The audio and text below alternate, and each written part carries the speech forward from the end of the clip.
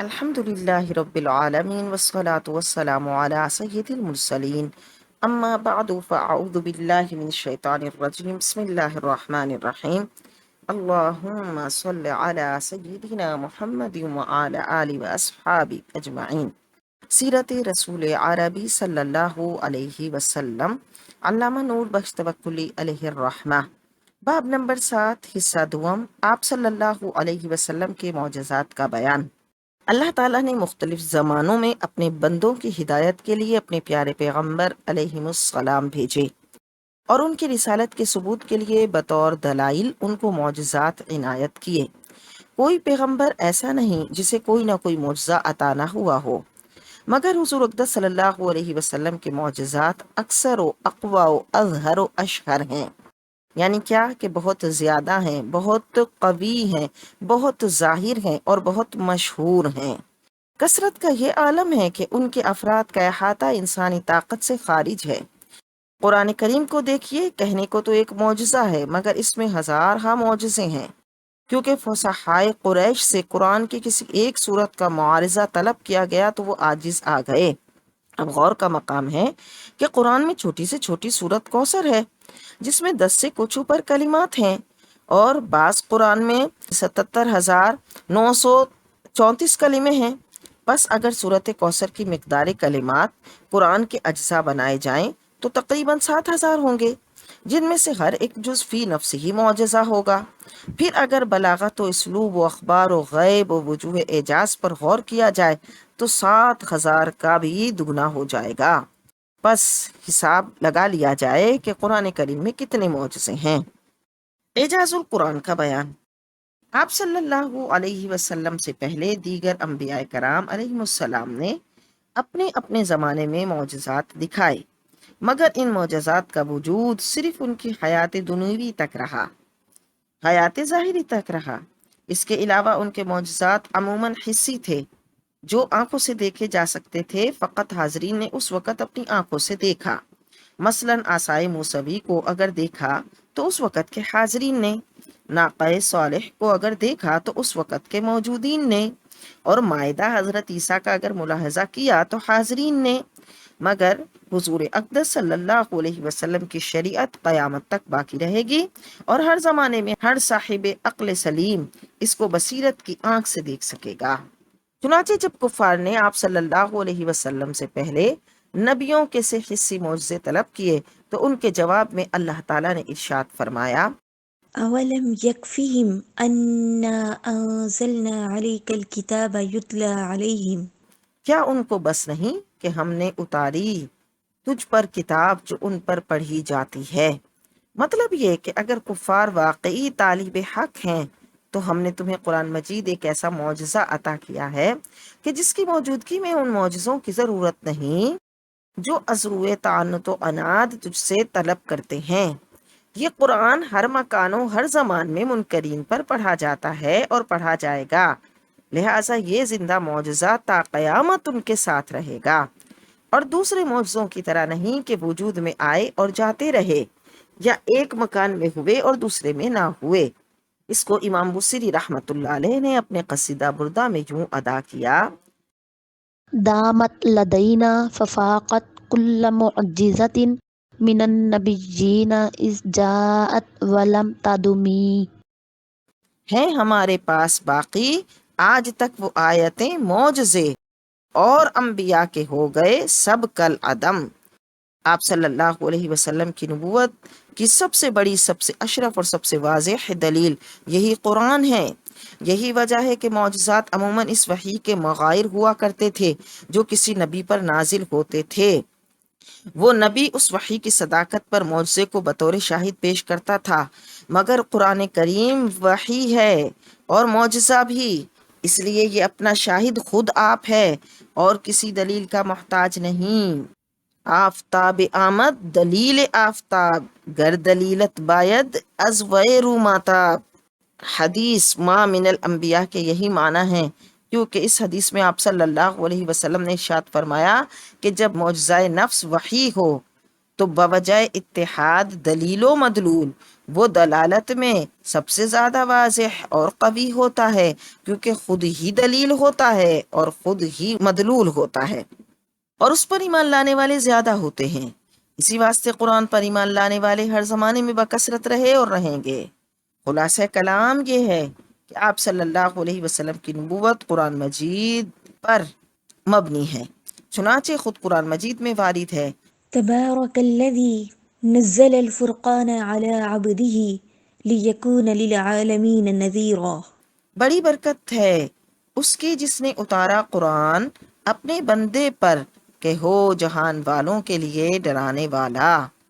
اور قرآن کریم کے وحی الہی ثابت کرنے کے لیے کسی اور دلیل کی ضرورت نہیں، لہٰذا ہم قرآن ہی کی طرف رجوع کرتے ہیں اور بتاتے ہیں کہ ان وجوہات سے اس کا معجزہ ثابت ہے۔ آپ دیکھ رہے ہیں PATF Islamic info YouTube channel. مزید اسلامک ویڈیوز کے لیے ہمارا چینل سبسکرائب کریں۔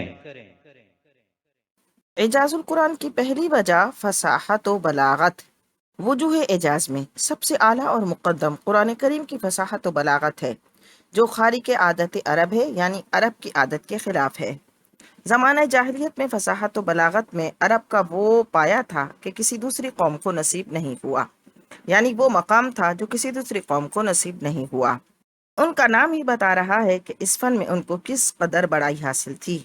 مہمات امور میں وہ اس فن کے عجائبات بداہتاً ظاہر کیا کرتے تھے، محافل و مجالس میں فی البدی خطبے پڑھ دیا کرتے تھے، اور گھمسان کے معارقوں میں طعن و ضرب کے درمیان رجز پڑھا کرتے تھے، اور مطالب عالیہ کے حصول میں بھی اپنی سحر بیانی سے کام لیتے تھے۔ اس فن سے وہ بزدل کو دلیر، بخیل کو سخی، ناقص کو کامل، گمنام کو نامور اور مشکل کو آسان کر دیتے تھے۔ جسے چاہتے مدح سے شریف اور حجب سے وضیع یعنی کمینہ بنا دیتے، اور اسی سے کینہ دیرینہ دلوں سے دور کر کے بیگانے کو اپنا بنا لیتے۔ انہیں یقین تھا کہ اقلیم سخن کے مالک اور میدان فصاحت و بلاغت کے شہسوار اہم وہی ہیں، اور وہ یہ سمجھے ہوئے تھے کہ کوئی کلام ہمارے کلام سے سبقت نہیں لے جا سکتا۔ فصاحت و بلاغت کے اس کمال پر ان کی روحانی حالت نہایت گری ہوئی تھی۔ وہ بتوں کی پوجا کرتے تھے، حتیٰ کہ خانہ خدا کو انہوں نے بت خانہ بنایا ہوا تھا۔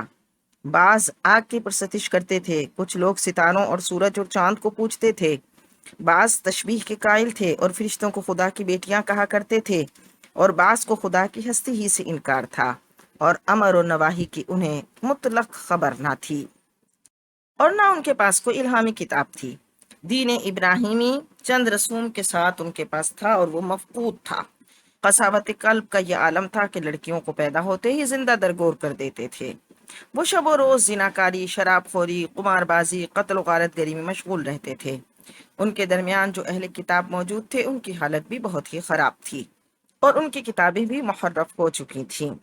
یہود حضرت عزیر کو خدا کا بیٹا کہتے تھے، اور نصارہ تین خدا کو مانتے تھے، اور مسئلہ کفارہ کی آڑ میں اعمال حسنہ کی کوئی ضرورت ہی محسوس نہ کرتے تھے۔ غرض ملک عرب میں ساری دنیا کے مذاہب باطلہ اور عقائد قبیحہ موجود تھے۔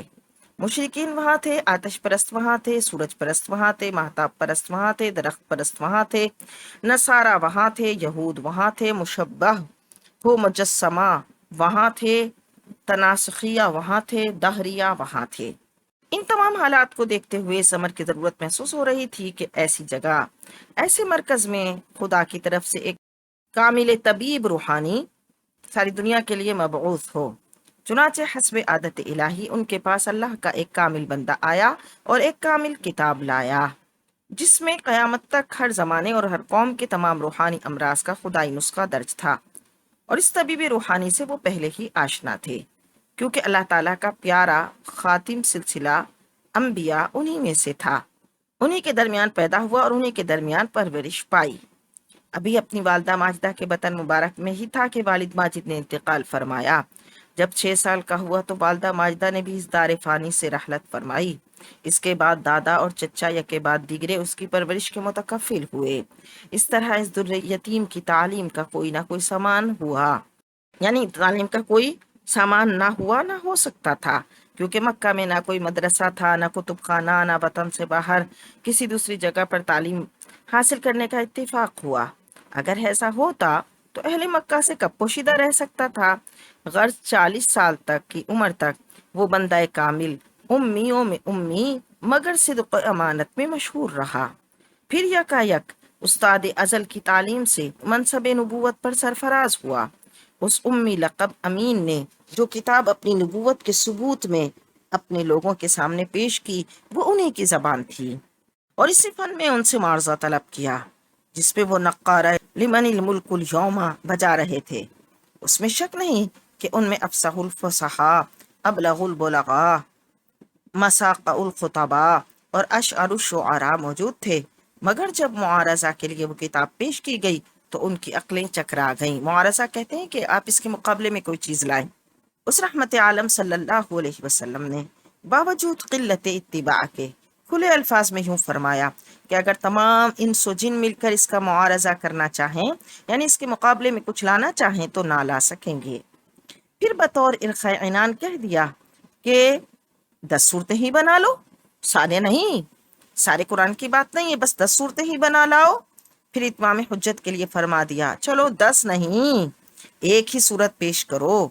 इस तरह वो अल्लाह का प्यारा, दो जहान में हम गुनहगारों का सहारा, मक्का मुशर्रफा में लगातार 10 साल कुफार से मुआरजा फरमाता रहा।